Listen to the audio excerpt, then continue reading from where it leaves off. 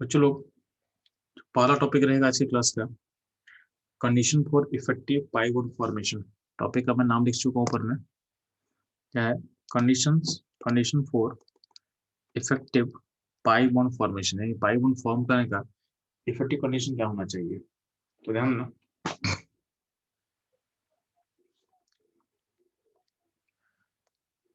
Pi bond बनता कैसे आपको पता होना चाहिए। पाई बॉन्ड बनता कैसे पता होना चाहिए, ध्यान देंगे। पाई बॉन्ड बनने के लिए पहले देखो, अगर हम बात करते हैं वैलेंस बॉन्ड थ्योरी का, वैलेंस बॉन्ड थ्योरी के अकॉर्डिंग क्या बोला गया है कि हर बॉन्ड में सिग्मा एक होगा और फिर पाई आएगा। आपका डबल बॉन्ड हो, single bond, double bond, triple bond, सारे में बोला क्या गया है कि सिग्मा सब में एक होगा और पाई जो होता, अगर सिंगल बॉन्ड होगा तो पाई क्या जीरो होगा, डबल बॉन्ड में क्या होगा पाई एक होगा और ट्रिपल बॉन्ड में पाई दो होता है। यानी बोलने का मतलब है कि पहले आपके सिस्टम में सिग्मा बनेगा फिर पाई बनता है, यानी पहला बॉन्ड जो होता है सिग्मा होता है। इसका मतलब क्या बोलना चाह रहा है आपको कि first bond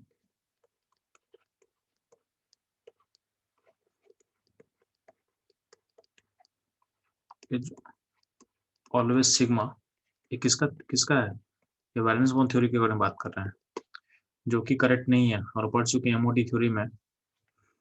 always sigma VBT बोल रहा है, इन एमओटी हम लोग पढ़ चुके हैं।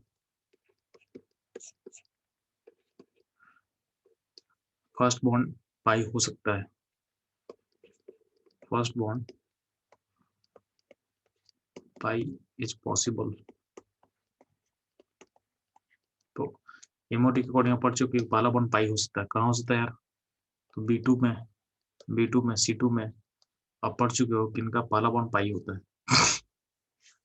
इनफैक्ट इनमें सिग्मा होता ही नहीं है, इनफैक्ट इनमें सिग्मा होता ही नहीं है। ठीक है, तो अभी जो भी हम पढ़ रहे हैं वो वैलेंस बॉन्ड थ्योरी के अकॉर्डिंग पढ़ने वाले हैं। तो बैलेंस बॉन्ड थ्योरी के अकॉर्डिंग क्या पहला बॉन्ड हमेशा सिग्मा होता है, देन पाई फॉर्म करता है, देन पाई फॉर्म करता है, then pi bond is form. ठीक है, तो पहला बॉन्ड हमेशा सिग्मा होगा, देन पाई फॉर्म करेगा। अब ध्यान ना, जो होता है सिग्मा बॉन्ड फॉर्म करता है फॉर्म ड्यू टू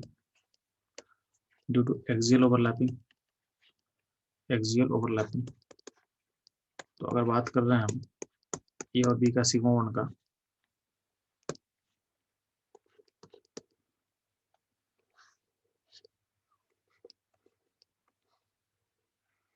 तो ए और बी का सिग्मा बॉन्ड इस एक्सियल ओवरलैपिंग से बनता है। तो इसको आप सिंगल बॉन्ड से दिखा सकते हो,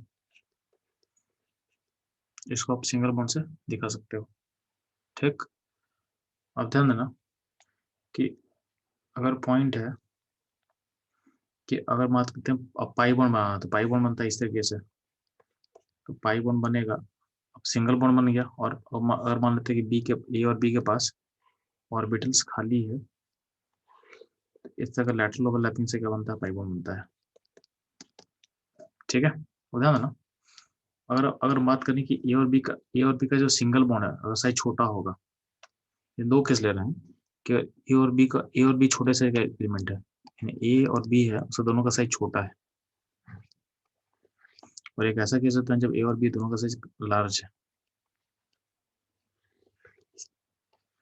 तो डिफरेंस क्या होता है जाना कि अगर छोटे साइज का होगा तो ए और बी का जो सिंगल बॉन्ड बनेगा वो भी क्लोज क्लोज बनेगा। ठीक है, क्योंकि ऑर्बिट और एटम ही छोटा है तो दोनों का सिंगल या सिग्मा बॉन्ड जो बना हुआ है वो पास पास होगा, यानी ए और बी एटम पास पास होगा। इस केस में क्या होता है कि आपका जो जो लेटरल ओवरलैपिंग की जो ऑर्बिटल है उसका ओवरलैपिंग काफी अच्छा होता है। यानी आपको दिख रहा होगा कि ये एरिया ओवरलैपिंग एरिया है, ये ओवरलैपिंग एरिया है, यहाँ बना था पाई बॉन्ड। तो पाई बॉन्ड फॉर्मेशन में आपको दिख रहा है कि अगर दोनों एटम छोटा साइज का होगा, दोनों का जो ऑर्बिटल जो लेटरली ओवरलैप करने वाला है उसका ओवरलैपिंग काफी अच्छा होता है। ठीक, अब ध्यान देना, अगर मान ले ए और बी बड़ा साइज का होगा, तो ए और बी बड़ा बड़ा साइज का हो तो दोनों का जो जो सिग्मा बॉन्ड बना हुआ वो काफी बड़ा हो जाता है। अगर एटम बड़ा है तो सिग्मा बॉन्ड का लेंथ बड़ा हो जाएगा। अगर सिग्मा बॉन्ड का लेंथ बड़ा हो जाएगा तो दिक्कत क्या होता है कि जो इनका ऑर्बिटल होता है ये लैटरली ओवरलैप नहीं कर पाएगा, उसमें डिस्टेंस बढ़ जाता है। तो यहाँ पे नो लैटरल ओवरलैपिंग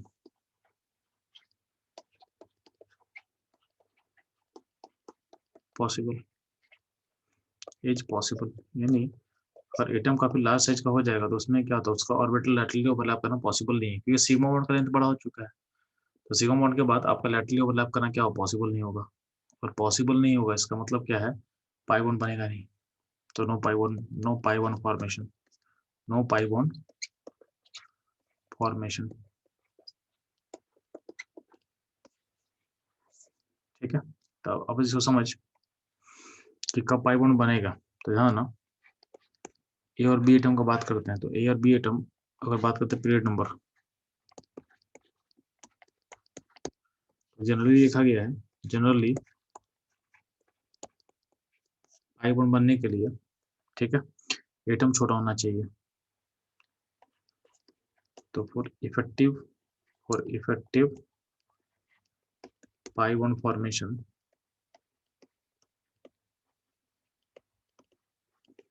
जो साइज होता है एटम का छोटा होना चाहिए। जितना साइज छोटा होगा उतना पाई बॉन्ड इफेक्टिव होगा। ठीक है, अब ध्यान, अब अगर बात करते हैं कि पाई बॉन्ड कब कब बनने का पॉसिबिलिटी होता है, तो अगर बात करते हैं कि एटम ए सेकेंड पेड का होगा और एटम बी भी सेकेंड पेड का होगा, तो पाई बॉन्ड फॉर्मेशन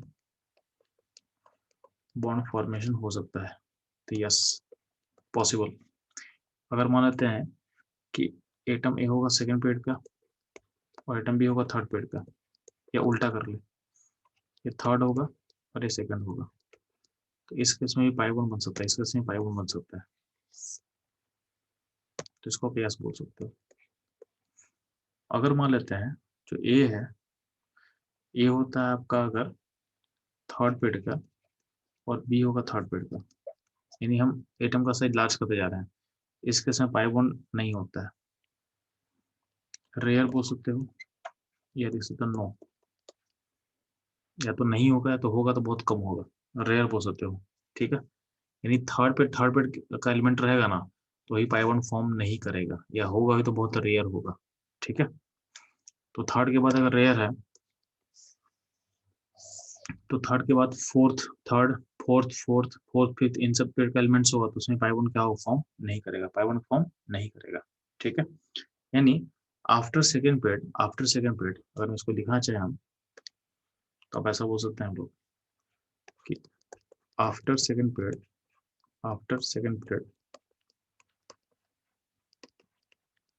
ठीक है, formation of pi bond is difficult, formation of pi bond is difficult. तो आफ्टर सेकेंड पेड क्या होगा, आपका फॉर्मेशन ऑफ पाई बॉन्ड क्या होगा, डिफिकल्ट होगा। इससे एग्जाम्पल देखोगे आप, जैसे मान लो कि N2 है, तो N2 में आपको पता है कि N2 में क्या होता है, फिगर ऐसा होता है N ट्रिपल बॉन्ड, यानी यहाँ पे पाई बॉन्ड बनेगा। सेम ग्रुप का एलिमेंट होता है फॉस्फोरस, तो फॉस्फोरस बोलेंगे, फॉस्फोरस किस फॉर्म में यूज करता है, तो ध्यान देना, फॉस्फोरस यूज करता है P4 के फॉर्म में। तो P4 के फॉर्म में यूज करता है, तो बोला गया कि फॉस्फोरस P2 फॉर्म में क्यों नहीं होता है। तो अब अगर नाइट्रोजन N2 होता है तो फॉस्फोरस शुड बी P2, या P2 होना चाहिए था। बट P2 जो होता है, P2 अगर बोलेंगे फॉस्फोरस P2 फॉर्म में यूज करेगा, इन P triple bond P form करेगा, तो दोनों P किस पेड़ का एलिमेंट है, थर्ड पेड़ का। P आपका थर्ड पेड़ एलिमेंट है, तो P triple bond P possible ही नहीं है बनना। इसलिए फॉस्फोरस जो होता है वो P4 के फॉर्म में यूज करता है। और P4 के फॉर्म में आप लोग पढ़ चुके हो ऑलरेडी कि P4 का 3 टाइप होता है, व्हाइट, ब्लैक, रेड, आप पढ़ चुके हो स्ट्रक्चर वाले क्लास में। ध्यान ना, अगर हम P4 का बात कर रहे हैं तो P4 का रेजिस्टेंस में क्या होता है, अगर हम तो तीनों इसमें जो P सारा P है वो आपस में सिंगल बॉन्ड से लिंक होता है। ठीक है, सारा P क्या होगा, आपस में सिंगल बॉन्ड से लिंक होगा। ठीक है, तो होगा P4। सिमिलरली हम बात करते हैं O2 का, तो O2 में क्या होता है, OR और पाई बॉन्ड होता है। सिमिलरली अगर बोलेंगे सल्फर, तो सल्फर H2 के फॉर्म में एग्जिस्ट करेगा, तो ये होता है रेयर, रेयर होता है। जनरली क्या होता है, सल्फर एग्जिस्ट करता है एसिड के फॉर्म में। जनरली क्या होता है, सल्फर एग्जिस्ट करता है इसका एसिड के फॉर्म में। एसिड में क्या होता है, तो क्राउन शेप में होता है जी।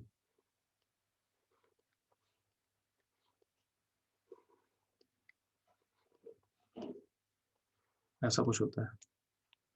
इसमें यहाँ सल्फर होगा, यहाँ पे सल्फर, यहाँ सल्फर, यहाँ सल्फर, यहाँ सल्फर, यहाँ सल्फर, यहाँ सल्फर, यहाँ सल्फर, यहाँ सल्फर, ऐसा कुछ होता है। तो सल्फर में देखोगे सारा बॉन्ड सिंगल है, सारा बॉन्ड क्या है, सिंगल है, क्योंकि sulphur second third periodic element है। सल्फर थर्ड पेरियोडिक एलिमेंट है, तो आपका पाई बॉन्ड फॉर्मेशन क्या होगा, पाई बॉन्ड फॉर्मेशन पॉसिबल नहीं होगा। आपका पाई बॉन्ड फॉर्मेशन क्या होगा, पॉसिबल नहीं होगा। ठीक, तो ये हो जाएगा। यहाँ पर समझ में आया आपको। सिमिलरली हम बात कर रहे हैं, ठीक है। अगर हम बात करें SiO2 का, तो ध्यान देना, जैसे CO2 होता है, तो लोग बोलते हैं कि CO2 में ऐसा कुछ हो रहा है, तो सी और ओ के बीच में पाई बॉन्ड फॉर्मेशन दिख रहा है आपको। तो बोला गया कि SiO2 का फेयर कैसा होगा, ऐसे। तो देखो CO2 के एक मॉलिक्यूल होता है, CO2 एक डिस्क्रीट मॉलिक्यूल है। क्या है, डिस्क्रीट मॉलिक्यूल, यानी ये अलग अलग मॉलिक्यूल फॉर्म यूज करेगा, ये अलग अलग मॉलिक्यूल फॉर्म यूज करता है। तो कार्बन के ग्रुप का सिलिकॉन होता है, तो बोला गया SiO2 का फिगर कैसा होता है, SiO2 का फिगर कैसा होता है। तो ध्यान ना, SiO2 फिगर कोई ऐसा ड्रॉ करेगा तो गलत बना देगा। मतलब ये और कोई ऐसा ड्रॉ कर देगा कि SiO2 ऐसा होता है, तो ये रॉन्ग है, ऐसा नहीं होता है।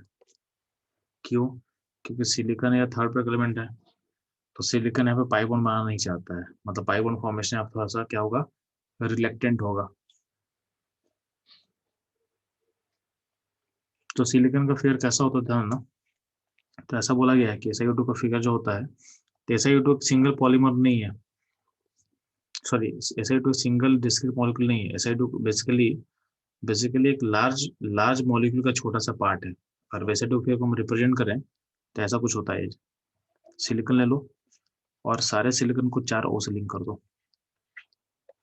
और जहाँ O है O को सिलिकॉन से लिंक कर दो, फिर इस सिलिकॉन को 4 O से लिंक कर दो, फिर O को सिलिकॉन से लिंक कर दो, यहाँ भी सिलिकॉन से लिंक होगा, नीचे भी सिलिकॉन से लिंक होगा।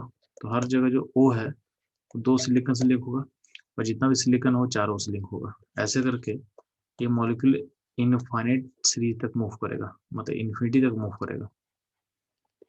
तो ऐसे आप लिंक करते जाओ। तो ये जो SiO2 है वो सिंगल एंटिटी नहीं है। तो SiO2 बेसिकली होता क्या है जी, तो आपको दिख रहा होगा, ये जो बड़ा सा मॉलिक्यूल हम एक बड़ा सा फिगर ड्रॉ कर रहे हैं, इसमें कोई एक पार्ट रिपीट कर रहा है बार बार, यही पार्ट रिपीट कर रहा है बार बार। ठीक है, तो हम बोलते हैं कि इस बड़े से फिगर का एक रिपीटिंग पार्ट है। तो रिपीटिंग पार्ट को basically SiO2 is a repeating pattern, repeating pattern of this system. तो SiO2 बेसिकली 3D क्या होता है, 3D पॉलीमर होता है, 3D नेटवर्क पॉलीमर होता है। पॉलीमर मतलब बहुत लार्ज मॉलिक्यूल, ठीक है, उसका छोटा सा पार्ट SiO2 होता है। छोटा सा मतलब जो रिपीटिंग पार्ट है उसको हम निकाल के दिखा दे रहे हैं SiO2 फॉर्म में। ठीक है, और ध्यान देना, कुछ लोग बोलता है कि CO2 गैस होता है। क्या होता है, CO2 गैस होता है, और SiO2 क्या होता है, सॉलिड होता है। SiO2 मतलब क्या होता है, सैंड, क्वार्ट्ज, क्वार्ट्ज का फॉर्मूला ये है। तो कभी कभी कुछ लोग बोलेगा कि why CO2 is gas, why CO2 is gas and SiO2 is solid. तो आप बता सकते हो ना कि CO2 गैस क्यों होता है जी। तो CO2 गैस क्यों होता है, क्योंकि डिस्क्रीट मॉलिक्यूल होता है, क्योंकि सिंगल सिंगल मॉलिक्यूल को यूज करता है, जिसको दूर भेजना बहुत आसान है, जिसको दूर भेजना आसान है। CO2 का क्या होगा, CO2 का एक मॉलिक्यूल से दूसरे मॉलिक्यूल कोई मतलब नहीं है। एक मॉलिक्यूल हो गया, बगल में एक और मॉलिक्यूल होगा, उसमें जो फोर्स ऑफ इंट्रैक्शन होगा काफी वीक होगा। फोर्स ऑफ इंट्रैक्शन क्या होगा, काफी वीक होगा। ठीक है, इंट्रैक्शन फोर्स क्या होता है इसका, IF मतलब इंट्रैक्शन फोर्स, ये क्या होगा, वीक होगा। किसमें, CO2 में। SiO2 में क्या होता है क्या होता है कि सारे आइटम आपस में लिंक है, सारे आइटम आपस में लिंक है। तो लिंक होगा तो क्या होगा, समय बॉन्ड बना हुआ, समय क्या है, बॉन्ड बना हुआ है। समय अगर बॉन्ड बना हुआ है इसका मतलब क्या है बच्चे लोग, कि इसको तोड़ना मुश्किल है, ये टूटेगा ही नहीं। तो डायमंड, ये डायमंड की तरह होता है, हर जगह बॉन्ड बना हुआ है, इससे क्या होता है, बहुत स्ट्रॉन्गर होता है। तो ऐसे basically every atom link with sigma bond strong है। स्ट्रॉन्ग है तो क्या होगा, इसको तोड़ना डिफिकल्ट है, इसलिए SI2 का स्टेट क्या होता है, सॉलिड होता है। प्लस इसका मेल्टिंग पॉइंट, बॉइलिंग पॉइंट क्या होता है, हाई होता है। तो स्ट्रॉन्ग होता है क्या, उसको तोड़ना डिफिकल्ट, तो इसका क्या होगा, इसका इम्पैक्ट क्या पड़ेगा, इसका इम्पैक्ट क्या पड़ेगा, तो high high melting point and boiling point. ठीक है, इनका हाई होगा। तो आपको समझ में आ चुका होगा CI2 SiO2 एंड CO2 के बीच का डिफरेंस, और वाई बॉन्ड का कंडीशन क्या होता है आपको क्लियर है। ठीक है।